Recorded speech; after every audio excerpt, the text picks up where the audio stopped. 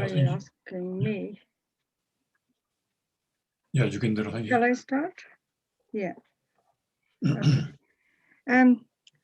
Brothers and sisters, comrades and friends, I welcome you all for giving your valuable time to join this meeting today. My name is Joginder Bains. I am member of Indian Work Association. That is the longest serving minority organization in Britain. That itself says a lot. I also am thankful, very thankful, to the Derby and Derbyshire Climate Coalition for organizing this meeting. As you all know, that the whole world look at India as the largest democracy in the world, but unfortunately, currently it is moving towards the path of declining democratic path. The civil liberty, human rights, freedom of speech, and most importantly, the world's most secular constitution is under attack. The nation is, if not stopped, is fast moving towards the fascistic path. There can be a lot said about India, what is happening at the current moment. But today's meeting is about the farmers and farmers movement, and that is what we will be concentrating on. It is 4 months next week since Indian farmers have been sitting at the Delhi borders, and 10 months since they have been protesting. The 3 farm laws have recently been passed. We will be discussing today, why are the farmers continuing their struggle despite the police brutality and the extreme conditions they have been facing for the last 3 months or nearly 4 months. What are the 3 laws, and how will they impact on the people's daily life, and most importantly, how will it impact the climate change? Why and how has the farmers movement turned into a mass movement, not only nationally, but internationally? The whole world is looking at the farmers movement. What is so special about this movement? Why women and youth are at the forefront of the struggle? And also, I think we can't discuss the farmers movement without thinking why BJP government is so fearful of the farmers. Anyone questioning, not only the farmers, anyone in the country question the policies that government impose or introduce, they are charged for sedition and put into prison or house arrest or something else. And also we will be later on discuss the similarities between Indian farmers and British farmers. What are the similarities? What are the issues that are similar to Indian farmers and to British farmers? And to answer all these questions, we have 2 very experienced speakers. It is my honor to introduce to them. Our first speaker is Balwinder Singh Rana. He lives in Southall and has closely been studying and following the farmers' movement. Balwinder has also close ties with the rural farming community in Punjab, India, as many of us have. He has been campaigning against all type of injustice, racism, and discrimination all his life. Our second speaker is Godfrey Mennell. He is himself a farmer from Derbyshire, and he will talk about what are the parallels between Britain and India. First, I would like to invite Balwinder to be our first speaker. Balwinder, the floor is yours. Thank you, Joginder. Yes, thank you, Derby Climate Coalition, for inviting me today. And I think you are involved in a very noble cause to stop the climate change, to prevent the climate catastrophe, and to save the planet. I myself am involved in a very small way in the Extinction Rebellion in London, but my main focus, as Joginder already said, is a work in stand-up racism. And I'm also very happy today to meet Joginder for after some time, because I normally meet her very often in London when she comes with her Indian Workers Association colleagues to protest against racism and fascism, especially on the annual event of the United Nations Day of Action. But this year, actually, it's on the coming Saturday, on the 20th of March. And unfortunately, due to circumstances, it's going to be mainly online. As Joginder already said, that I come from a small village in the Punjab, from a farming family. And I was a farmer till the age of 16 when I came to this country in 1963. Early last year, I spent about 3 months in my village, as I've been doing for the last number of years. And at that time, I could have never believed that people from my village and people from other similar villages like mine around the country would have organized such a gigantic protest, which will go down in history. And because I'm nearly 74 now, and I've never seen anything like that before in my life. So first of all, I'm going to show you a short video, and a number of us pictures. And after that, I will sort of give my talk. So here's the video. I'm going to share the screen. And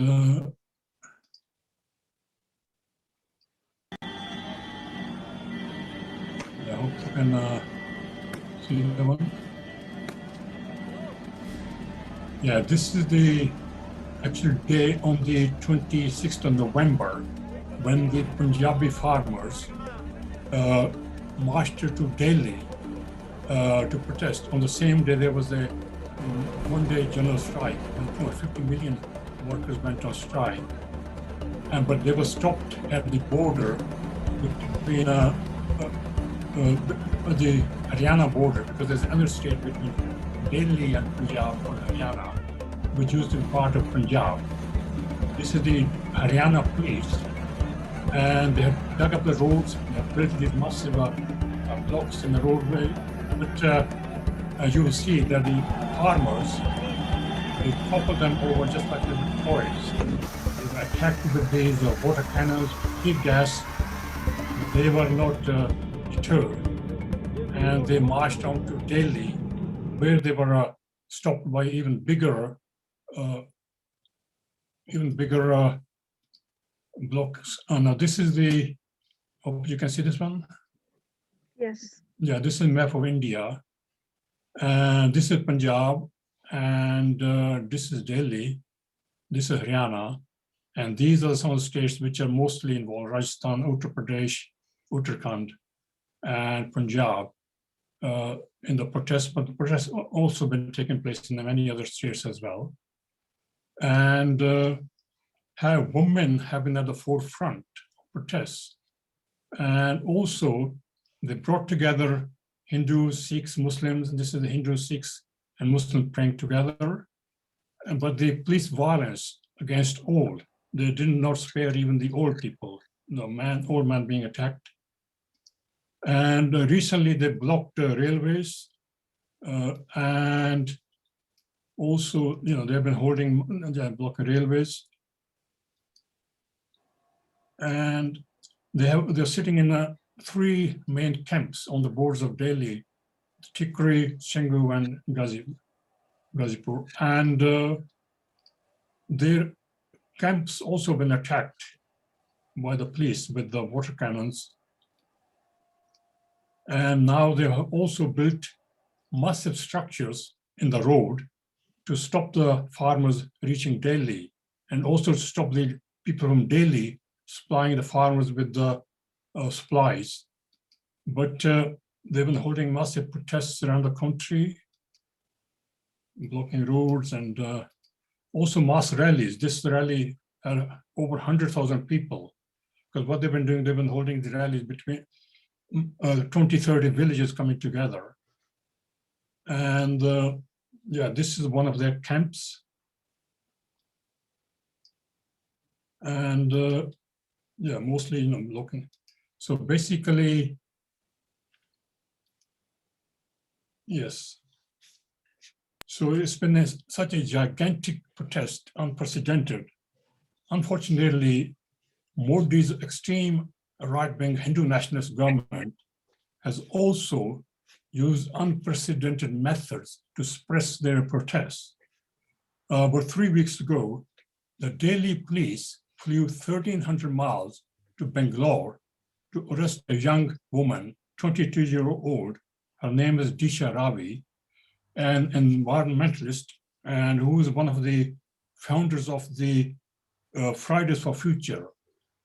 And they brought her to Delhi and kept her in prison for 5 days. And she has been charged with some very serious offenses like sedition and incitement, involvement in an international conspiracy. And what was her crime? Because all she did was she shared a toolkit, a protest toolkit, first tweeted by Greta Thunberg, the famous environmentalist. And what does this toolkit involve? Does it have some sort of secret chemical formula to make weapons of mass destruction? No, it's just a instruction how to organize protests, just sort of things we do almost daily around the world. It also had one line there put in by Greta. She had said that we should try to disrupt the Indian image of chai and yoga.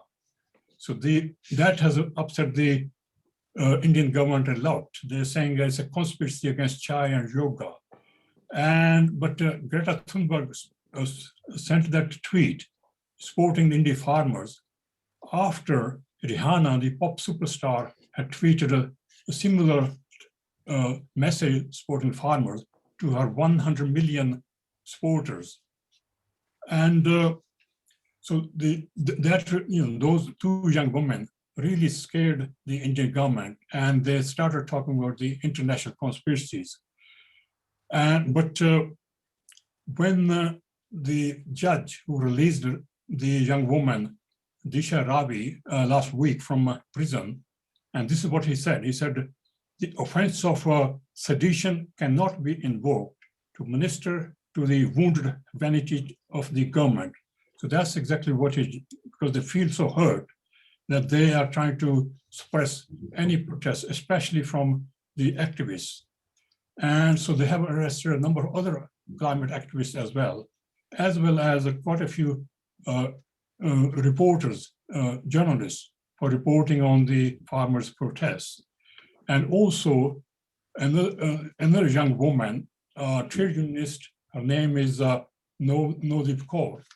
She was arrested and kept in prison for 7 weeks. And she claims that she was tortured and sexually assaulted. And her crime was that she supported a strike, and she was on the picket line outside this glass factory. And she also supports the farmers' protests.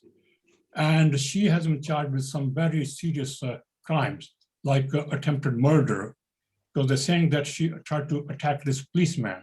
In fact, the reality was quite the opposite.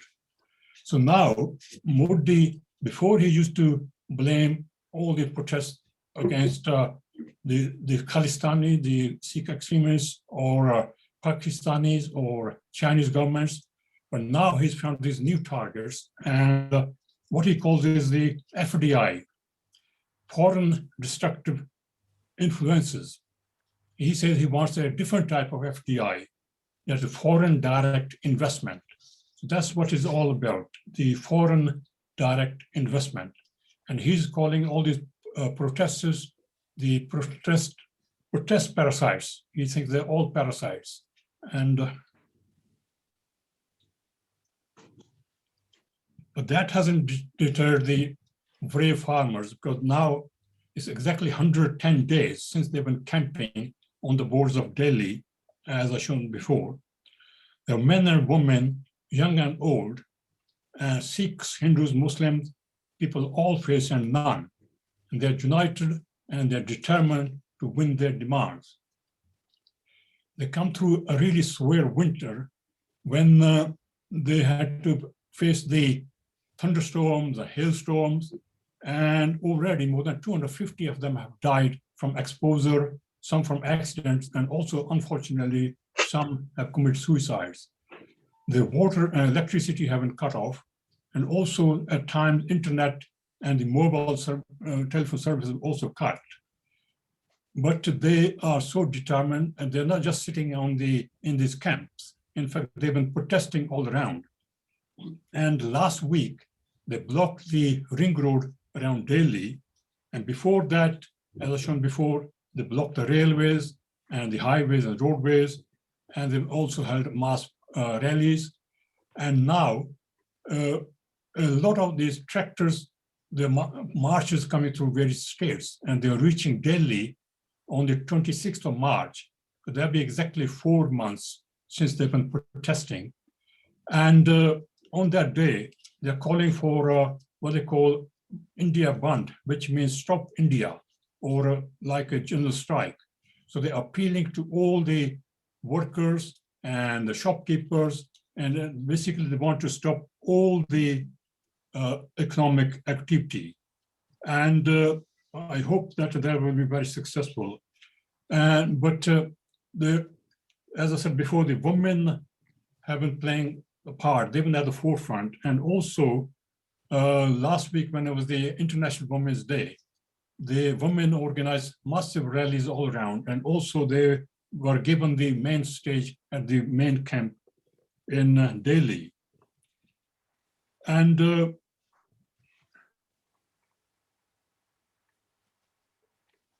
unfortunately, on 26th of January, when it was exactly 2 months, there was a bit of wobble, because 26th of January is the Indian Republic Day, an annual event, public holiday. And on that day, this year, the farmers have said that they will also hold their parade. They had got 100,000 tractors, because a lot of people had come just for that day. And they wanted to march into Delhi. Unfortunately, a small section, a sectarian section, they broke away from the main farmers' parade. They headed towards what's called Red Fort, where they raised the Sikh religious flag. It was a calculated attempt to divide Sikhs and Hindus. And some people suggest Modi's government had some hand in it, because the police were quite compliant. They let them fairly easily reach the fort. But once they had raised this Sikh religious flag, then police attacked them quite brutally, arrested more than 100, and one man was killed. But this was a deliberate attempt to deliver a hammer blow to the movement when it was right at the height. So the end result was that the mass media, the world media, only showed that small group of people. They totally ignored the other 100,000 tractors with maybe 400,000 people, and they got no publicity. In fact, many people in this country, that's probably the first time they ever saw those massive protests, and they all got the wrong impression. That caused a lot of basically despondency, and people were very, very disappointed. And a lot of people left the camps. And that's when Modi made his real blunder. The next day, he sent paramilitary to block the camps. And he also sent hundreds of goons, RSS, that's the Hindu fascist party, and the BJP, they're thugs. They came to attack the farmers in the camps while the police stood by. And when the farmers tried to fight back, they were attacked brutally by the police and they arrested many. But such is the magic of the mass media today, social media, that those farmers appealed for the sport, and overnight, thousands of people turned back. And there were a number of stories where women said to their menfolk, if you don't go, then we will go back. So, all these people came back. And now those camps are back to normal again, and they're again thriving. And they're staying there until they win their demands. So how did we get here? First of all, when we talk about the farmers in this country, in the West, they normally tend to have hundreds, even thousands of acres of land. But in India, 84% of the farmers have less than 5 acres. And also 54% of the Indian population is involved in farming. But they only add 15%, that's 15%, to the GDP. Also, for quite a while, the Indian economy has been in doldrums. In fact, even before the pandemic, the Indian economy, in line with many other economies around the world, it was going down. And in the last quarter, it shrunk by 24%. So Modi has some real problem because last year he called for a lockdown, just giving 4 hours notice. I was there myself at that time. Stopped all the transport. So as a result, millions of internal migrants, they had to leave their jobs and walk, in some cases, hundreds of miles back to the villages. And that has created mass unemployment. There's mass poverty now, and people are really suffering. But what is Modi's answer? He wants to bring in globalization, neoliberalism, privatization, and free market. And so to do that, he's doing on the industrial side, he wants to compete with China to turn India into mass production factory for the world. And to do that, he has passed 4 labor codes, which raise the working day from 8 hours to 12 hours, the working week from 48 hours to 72 hours, and also raise the threshold from 100 employees to 300 employees before the redundancy rules can apply, has made hiring and firing of workers much easier, has rolled back their health and safety standards, and has made it very, very difficult to call for strikes. Basically has taken back the Indian workers' rights back to the 19th century. And he's also privatizing a lot of the industry, like the public services, like railways, airports, banks, and just like Maggie Thatcher. In fact, he's a Maggie Thatcher on steroids. He's trying to privatize everything.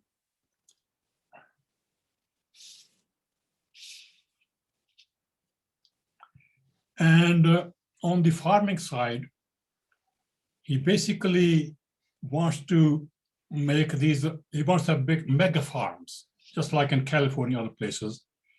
And to do that, he wants to take away the land from the small farmers, the poor farmers, and hand it over to the corporations.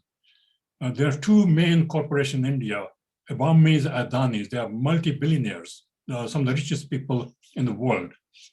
And he wants to hand over these the farmers' land to those agri corporations.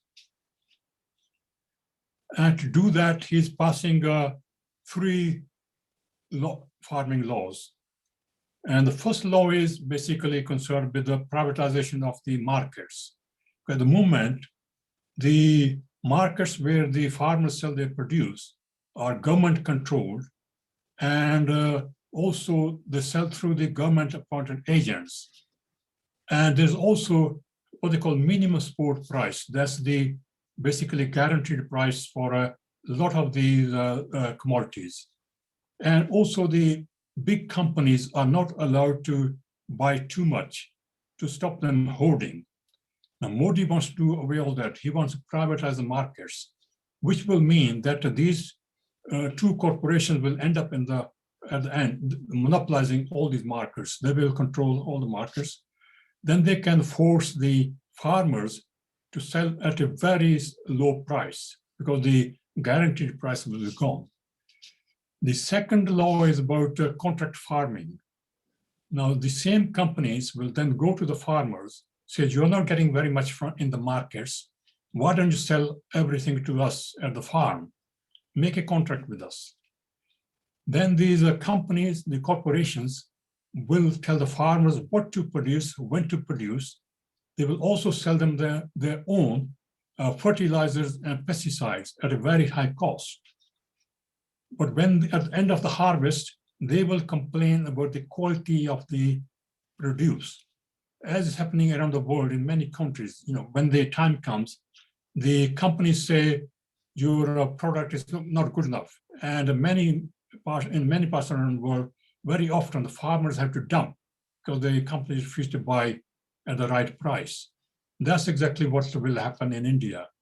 And the farmers will have no recourse to justice because the Modi say that they can only go to the lowest level magistrate courts. And most of them tend to be very corrupt. So they will all be in the hands of these corporations, and the farmers will have no power to compete with them. And the third law is about the essential commodities.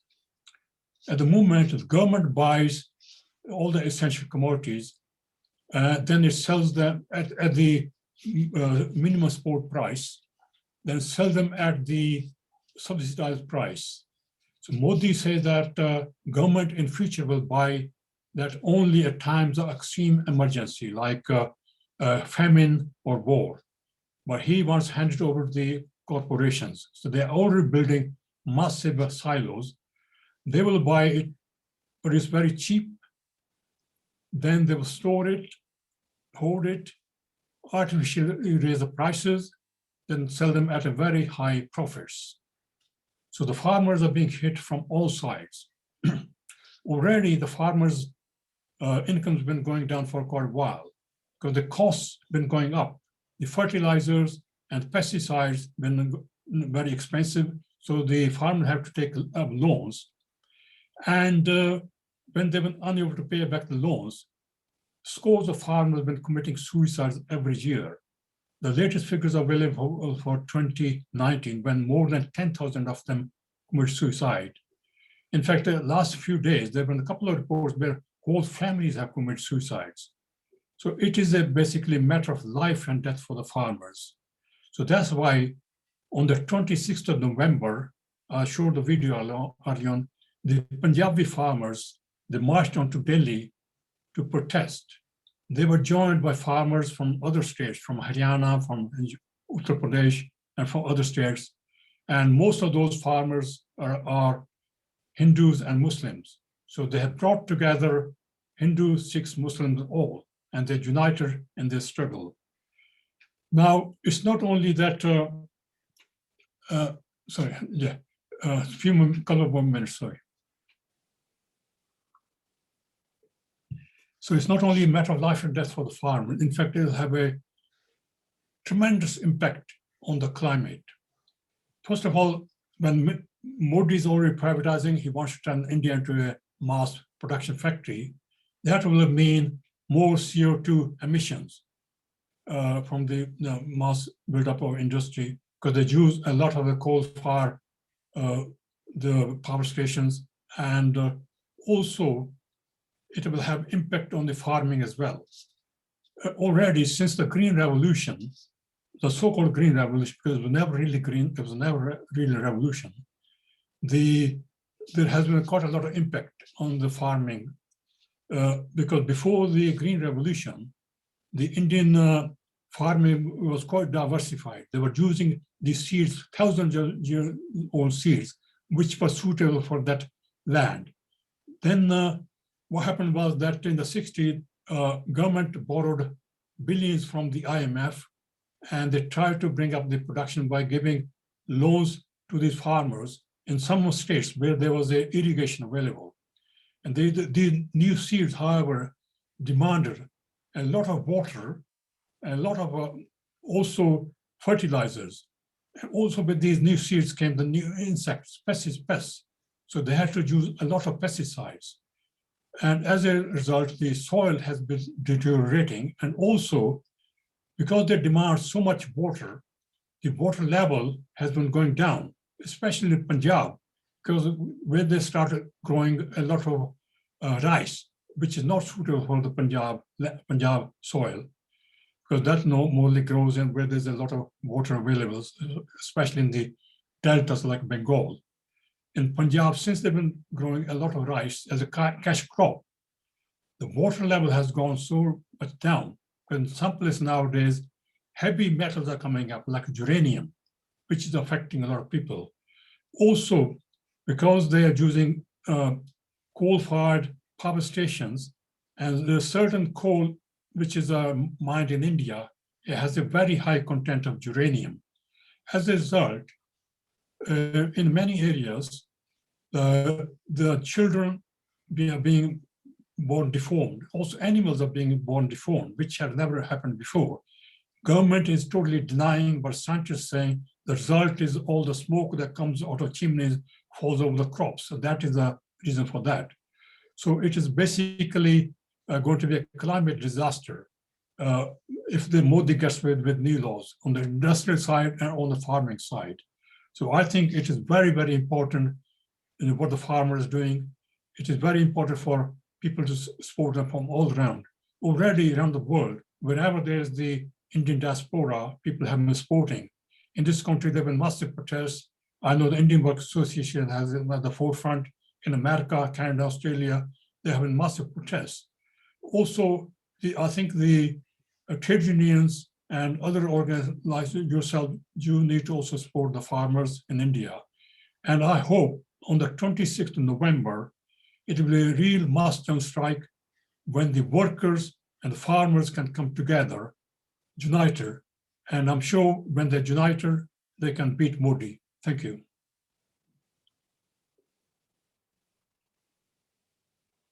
Thank you, Balwinder.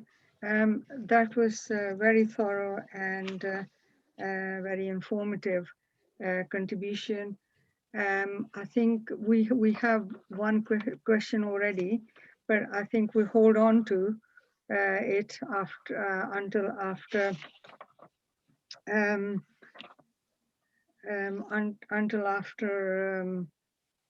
Godfrey has delivered his contribution. May I ask you, Godfrey, to please take up the floor and deliver your contribution. Certainly, and thank you for inviting me. And obviously, a very sobering talk we've just heard. The thing I want to emphasize is to do with people in the land, because at the moment in India, there's over 50% of the population are involved with growing food and engaged with nature in that way. Whereas in this country, we're down to about 3%. And my small contribution is about danger and disconnect once people leave the land and the consequences of that. And as well as the climate crisis, we have this linked biodiversity collapse. So you might think, as a population, this is the danger in India, obviously, that the agrochemical industry and large farming corporations will move in and drive the small Indian farmers off the landscape and into the cities, as has happened elsewhere in the world. And you might think that as people leave the landscape, biodiversity moves in, but sadly, that's not the case. In this country, we now have more biodiversity in the cities than we do in the countryside, which is a terrible indictment of what's going on in our countryside. As the farms get bigger, the detail within the landscape starts to disappear, and you get much larger crops. You get your monocultures, and sprays move in. You know, the agrochemical industry is very good at killing things it wants to kill, and there's a study recently, I read recently that from 1980 to 2014, sheer weight of insects, the abundance of insects in this country dropped by 80%. So we've had this collapse in biodiversity, and we know about our birds, and it's right across all the different species.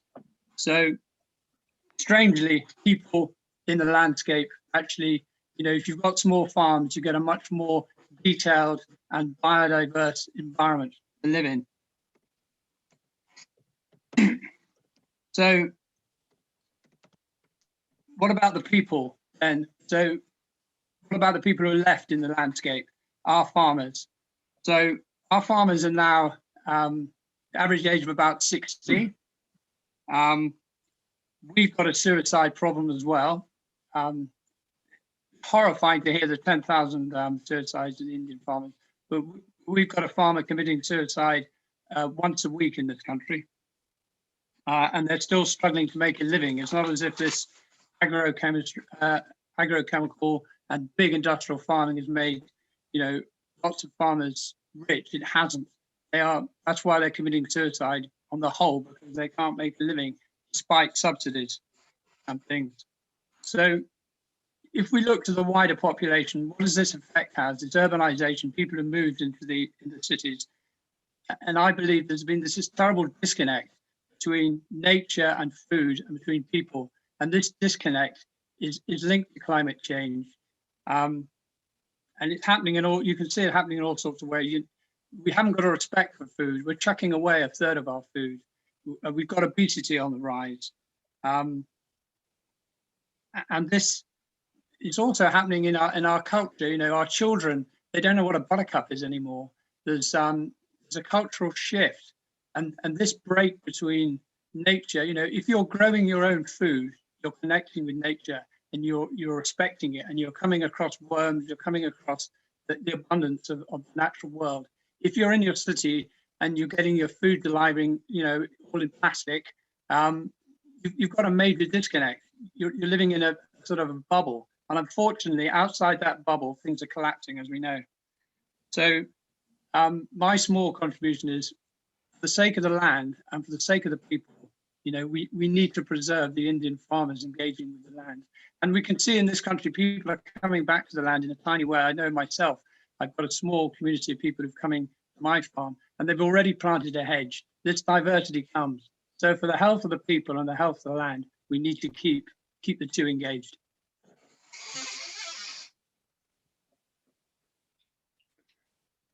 Thank you, Godfrey. That was horrific. I have never knew that the farmers in Britain were also committing suicide. We hear all the time that in India, not only the farmers who commit suicide, but the farm laborers also, equal number of farm laborers also commit suicide because of shortage of income and hunger and not being able to look after their family. So they commit suicide. But I am horrified to hear. Living in this country, I never knew how ignorant that is, and I'm sure there must be many other people like me who also are not aware. You are absolutely right that we are disconnecting. Although there are parallels, but there are differences as well. That in India, food is not thrown. The food is always, people are always short of food. Although, as Balwinder has said, there has been green revolution and India is self-sufficient for the food, but there are still many people, 20% of people go hungry every day. And that is what we are up against. And here in this country, we throw away the food which other people could eat. And also with disconnecting with nature, we don't actually appreciate the food that comes on our table. So yes, thank you so much for that. And I think we need to know more about about the British farmers. Although we live nearby, but we don't communicate with each other. So thank you for that. Um, I only have one question, but if there are others, please let us know. Or as Greg has said, just say hat, and then you will be brought in to ask your question. Um, I've got one question, which is from Mary Small. She says, "How can we help?" And that, I think, is to both of you. Sorry, sorry, repeat that again, sorry. So what was the question? I think the question was about, I think the question can be for both, for the farmers here in Britain and also farmers in India. And I think it is more so for the farmers in India. It's very simple. How can we help? Yeah. How can we help the farmers protest and the movement in India and the farmers in general? Yeah. That's how I understand. Exactly.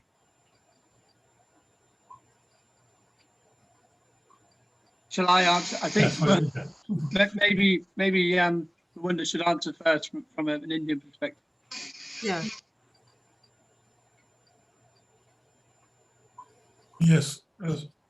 Yeah, basically, I mean, all sorts of ways, people can help.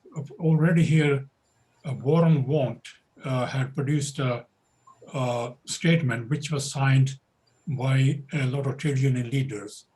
And also, if you are in a trade union, maybe you can get your trade unions to sign and send a message support to India. And also, basically any community groups, anyone, they can you can start your own petitions, for example. Anyone can start a petition supporting the Indian farmers.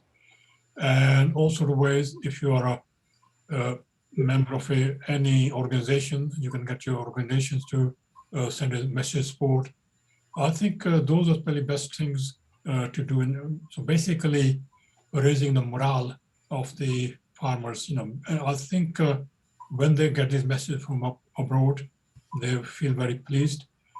Similarly, you can, if there any protests come, although at the moment they're banned, but maybe more will start soon. You can again take part in those protests in this country. So basically, anything you can do to publicize the case. At the moment, I think what I find is a lot of people are still very ignorant because the media in this country has been completely ignoring. Apart from their 26th January, there's been very, very little. So whatever you can do to publicize the case, that will help them. Thank you.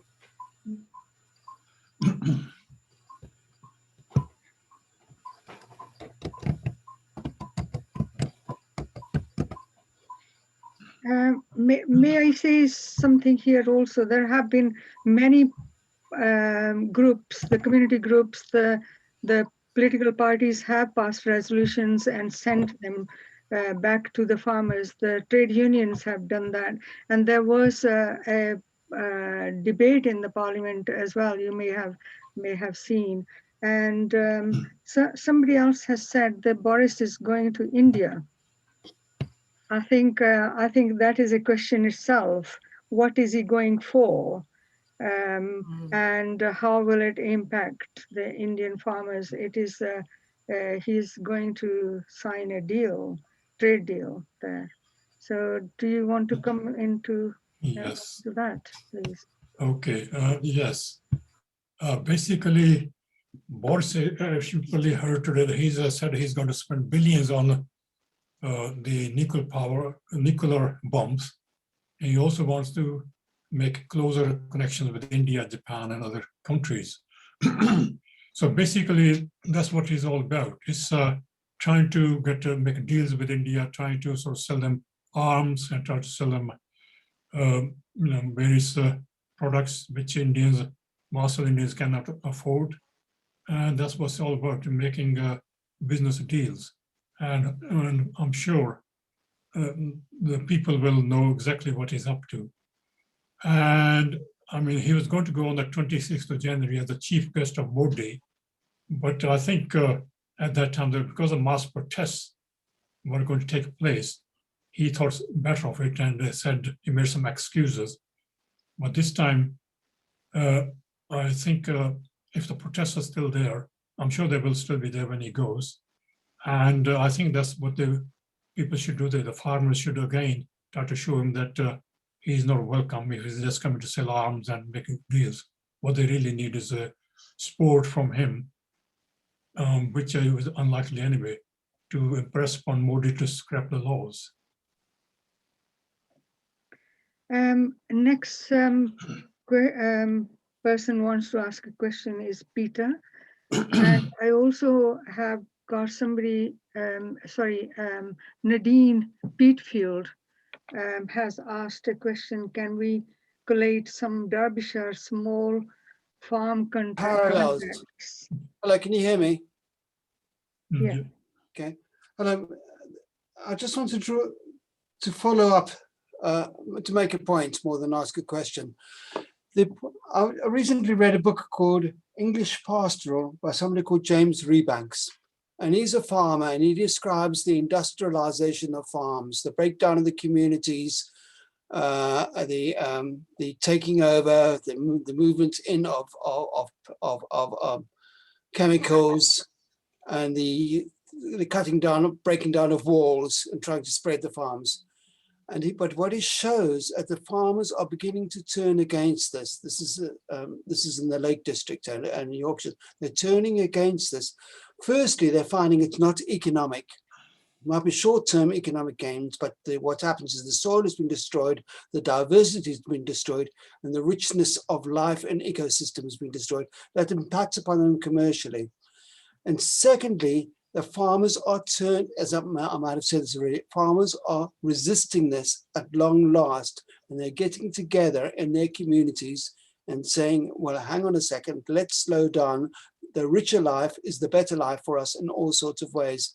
And that I find very interesting to see the organization of farmers, and to some extent, in combination with people who've got an ecological background and ecological motivation. So that to me is exciting.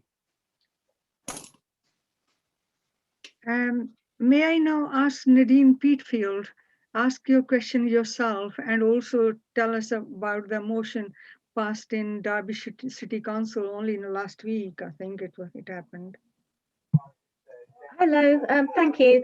Yes, I was just commenting that it would be fantastic to be able to get some contacts of local farmers that are small, ethical, and sticking to their principles, and not mass farming, so that as local councils, whether it's Derby City or the local district councils or what have you, if we have those contacts and we can share them, then we can try to encourage the use of them and use them within the council for procurement, etc. As part of our ecological footprint, as well as encouraging them to be more eco-friendly, we're also shopping more locally. And on my second point was just to say that we offered our support, and recently we passed a motion at full council to show our support to Indian farmers. So just wanted to reiterate that and offer our support. Thank you. Thank you. Godfred, would you like to come in on any of these questions that raised? I think that there is a town-country divide, and farmers feel that the public are against them. And someone said to me the other day, they said, I can tell you all the Derby County footballers back for the last 30 years, but I can't name more than 5 farmers locally. And I think some of the last speaker, some of those ways of which we can have a re-engagement is very important. And we had a discussion about food security the other day, and there's a good reason for getting in touch with the farmers, because the shops might not always be full of goodies So how that actually happens is quite difficult. I'm slightly hesitant to sort of go for the approach of the good farmers and the bad farmers. I think try and encourage farmers to be more ecological is good. But yes, I mean, I'm an organic farmer, but I'd sort of be wary of sort of trying to find out the good guys and the bad guys. I think we need to engage, and we're all in this together. And we need ecological farming. We need to look after, try and have local food. We want biodiversity back in our landscape. A big thing for me is we can free up masses of land if we move away from livestock. We're pouring grain into chickens. If you've got a ton of wheat and you feed it to people, you give them a certain amount of calories. You've got a ton of wheat and you put it through a chicken, you've lost 80%. Now in that 80%, you've lost a great chunk of God's earth. That landscape can give you a dawn chorus. It can give you, all sorts of things. But we've got this meat and dairy, and this is part of the problem, because if you're a Derbyshire farmer, you're a stock farmer. So we need a conversation, and they know their land. We need them to give us a biodiverse, healthy, and sustainable food. So engagement is good, I would say. Thank you, Godfrey. Another question, it is from Heather Hunt. She says, can we have an address to send a solidarity message? I don't think anybody will say no to it, but if anybody want to comment on or say anything more, please do so. I don't have the address at the moment accessible, but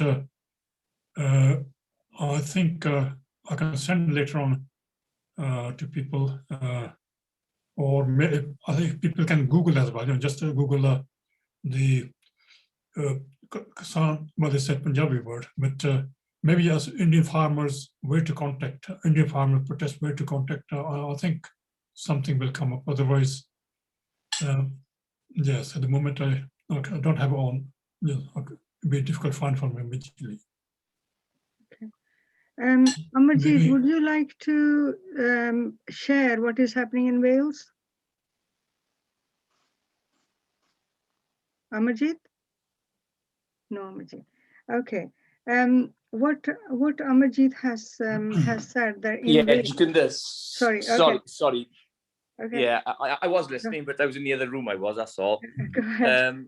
I mean, I've been trying to get onto all the events that are being held around the Indian farmers, because, as you all know, we're from a proud traditional farmers background, living in the UK, and I think we all have a family or friends who are farmers in back home in the Punjab. As I always say, this is about Indian farmers, not specifically one religion or one caste. This is about Hindus, Sikhs, and Muslims. And we in Wales have tried to make sure that echoes.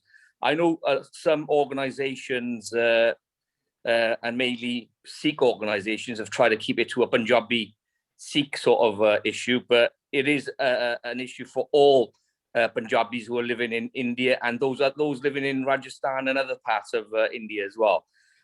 In Wales, we have been trying to highlight the issue of farmers and the human rights abuses that have happened in India.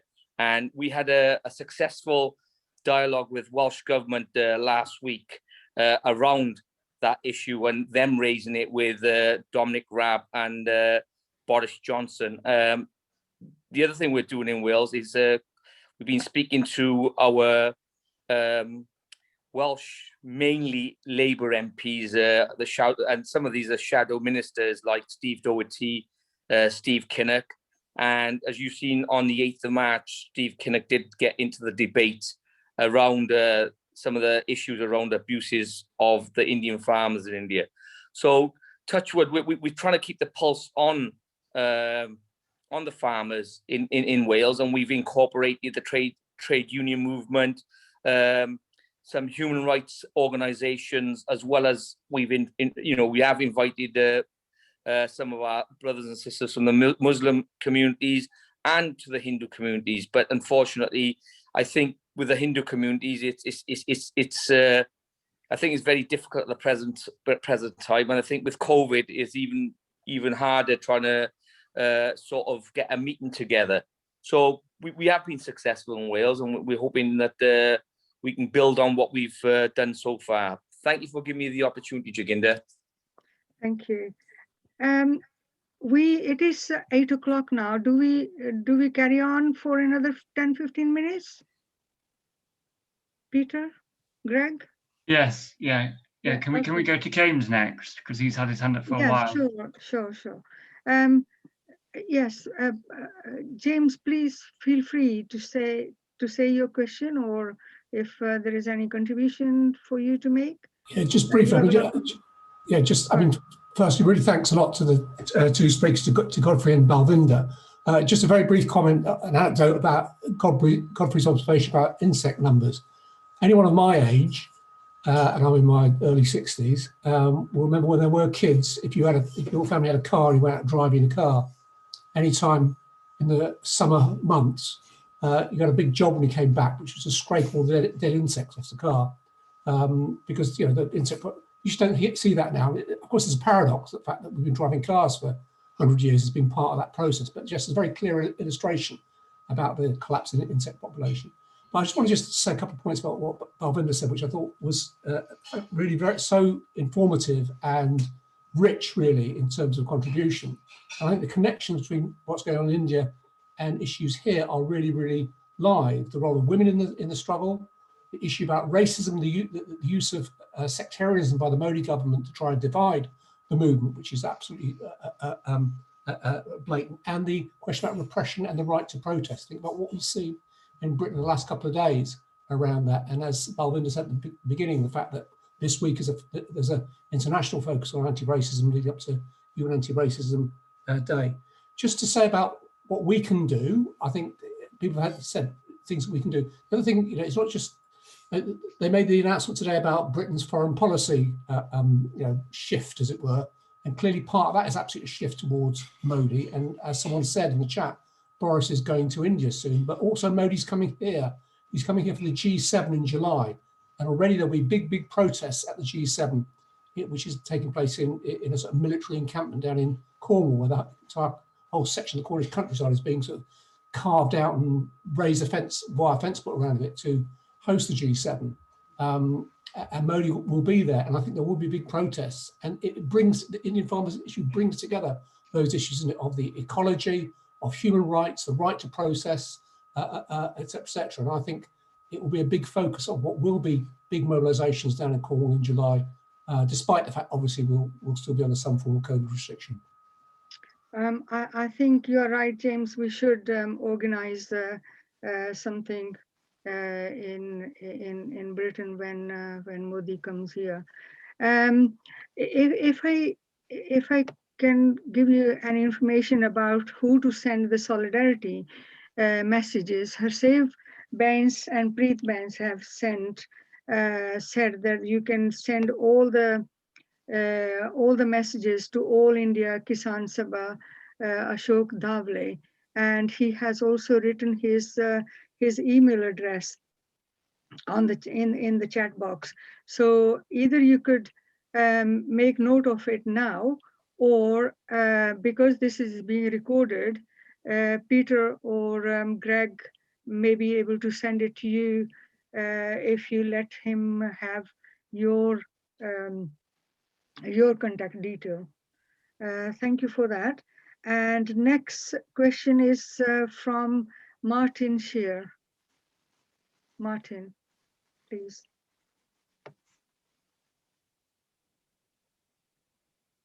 Martin?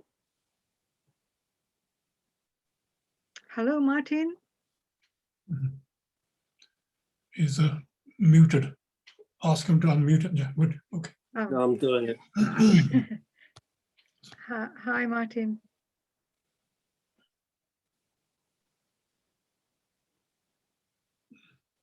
Martin, so he's gone. Can you hear me unmute now? yourself. Well, Yes, we can hear you now. I was just interested in just how extensive these protests were across India as a whole. You talked a lot about Punjab and you did mention further areas down south, but is it a nationwide protest or is it in Pacific regions? That's it. sorry, you want me to, shall I come back at the end? Or Yes, ask you to come yes. back at the end? Yeah. Balwinder, would you like to respond to that question? Okay, if you want me now, okay, that's fine. Yes, I mean, it is a nationwide protest, but mostly the states that are involved are around Delhi. However, there was massive protests in some other states as well, in Kerala, for example, Maharashtra, and some other states, West Bengal. I think that one reason, because some of the states have already implemented some similar policies at state level. These laws are passed by the national government, but also states can pass their own laws.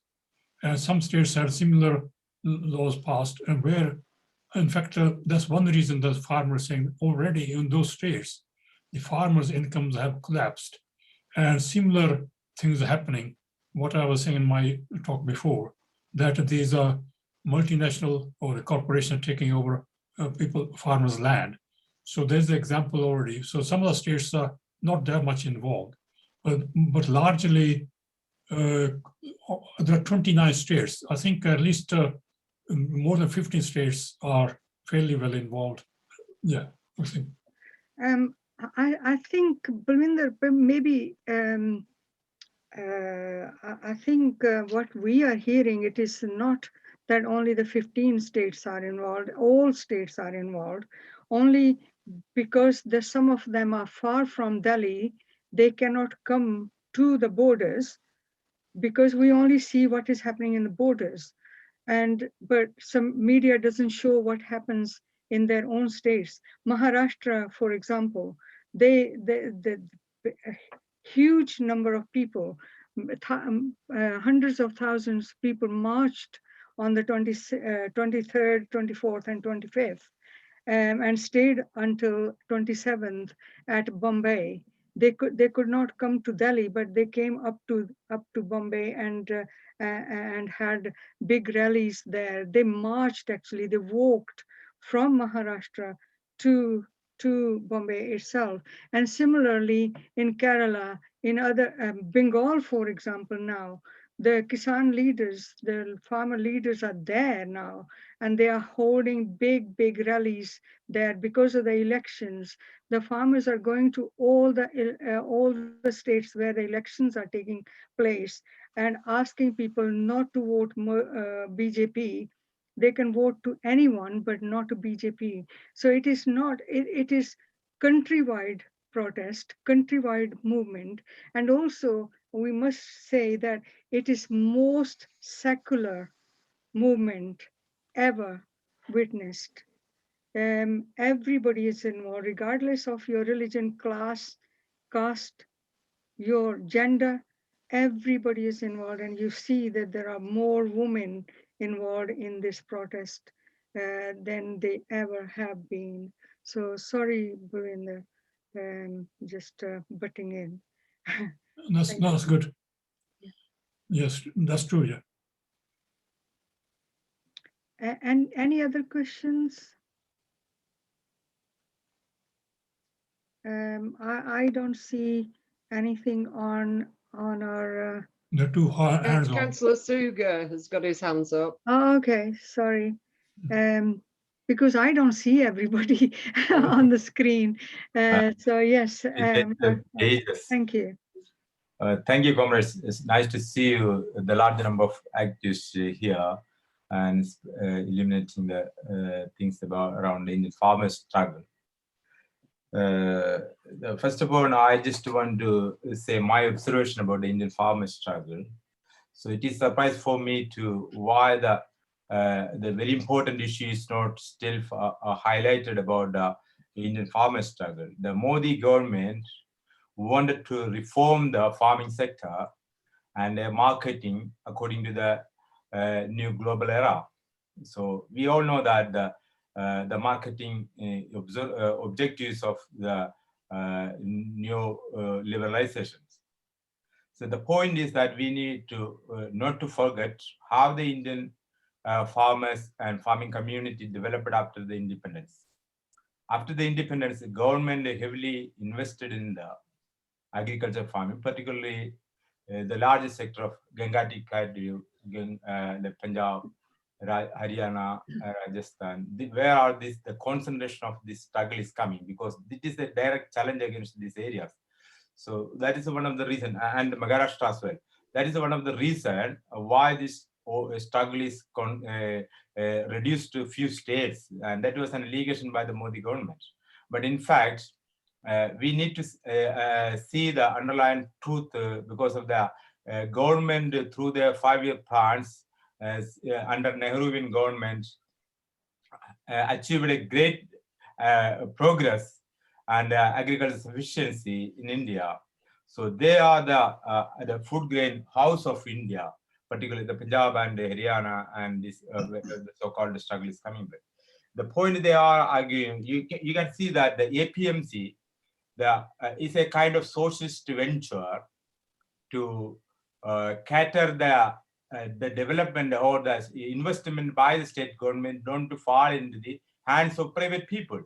So they have formed a APMC, so-called agriculture mandis. It's a kind of a society that can deter any kind of personal gain by a particular people or a capitalist way of taking the profit. So this, in compared to the other states, it was developed more in Punjab and Rajasthan and Haryana. So my question is that why we are not arguing the point or put forwarding the point, why we can't do the same the development Modi government proposed to the farmers bill, why they can't bring in through the APMC. So the APMC can do that. APMC can do this development and reforming in the so-called agriculture form. But we are not proposing that. We are not rallying around that point. That is one of the very weakness from this Indian farmer struggle, because they have failed to put the alternative. They have failed to resist what the plus point of the Modi government farmer struggle is putting forward. I can see that APMC is a kind of NHS back in UK, what they are doing in the health sector. So other point I would like to ask is a question to the Greg. The climate issues. We cannot compare the climate issues with the different universally, because the African countries and the third world countries are in there. They're just emerging. They just started to exploit the nature. Their mode of production is still far behind. They need heavy investment in order to reach the accommodate the climate requirement. So they need the time. This was the same kind of allegations against China when the new liberation happened, and they will be allowed to the consumer goods to the Western countries, but they were barred to produce the capitalism because they don't have the source. But when they have the source, they reached that level. It was an allegation against them by the international community. You are not meeting the climate mandate. Councillor Suga, could you wind up, please? Oh, sorry. We have only 2 minutes left. So okay, that's my point. How we can blatantly apply the climate measurement to the irrespective of the development stage of the various countries in the world. And the second, the last one, I just want to say, I'm really surprised to see the level of agriculture people in UK, because I came to know that there is a registered land and unregistered land, and the unregistered land is still occupied by the old landlords or the part of the royal families, those old heirs and dukes of this country, and the large number of royal families still holding this land under the unregistered land. And I'm wondering how it is happening, and in the agriculture still the people are suiciding. Thank you. Yeah, that is a separate issue, the last point you have made. May I ask Eric, please, and then Balwinder and Godfrey can answer both the questions. And then we must only take 2-3 minutes, no more. We already are over 15 minutes. Thank you, Eric. Right, thank you. My simple point is that earlier on, there's a question, how can we help, was asked. And I'm going to suggest sending petitions, organising petitions and sending them to your local council. There are local council elections in May. And if you have a petition with enough names on it, that will raise the attention of councillors fairly substantially. End of comment. Thank you. End of suggestion. Thank you. Yeah. Sue, would you like to make the announcement yourself? Sue? Sorry, oh, what? Which announcement about Stand Up to Racism? Yeah, Oh, right. Yeah, if the point that James made about racism and how this links into this issue and what's happening in this country and around the world, in fact, on Saturday, if people want to get involved in standing up to racism for United Nations Anti-Racism Day, then if they visit the Derby Stand Up to Racism Facebook page, there's a list of the activities that are happening and how you can get involved. So please do come along, especially on Saturday. So visit the Facebook page, have a look at what's going on and get joined in. Yeah. I'm sorry, we only have that much time now. I'm sure you may have many more questions to raise, but there is another meeting in Chesterfield. Perhaps you would like to log on to that and leave your contact details, and the link could be sent to you. And that in that meeting, I think Balwinder is the main contributor there as well. That is on the 25th of March. So I think we must stop at that. Thank you so much, Balwinder, for your very detailed and inspiring contribution. And same goes to Godfrey. I think we must try to hold this kind of meetings more often to learn from each other, raise awareness as well, locally as well. As I said, that we didn't know what was happening locally. So we must do that. And I think I'll end the meeting now. And thank you, everyone. Safe journey if you're not from home, or be safe, keep well. Thank you. Thank you. Bye-bye. Bye-bye.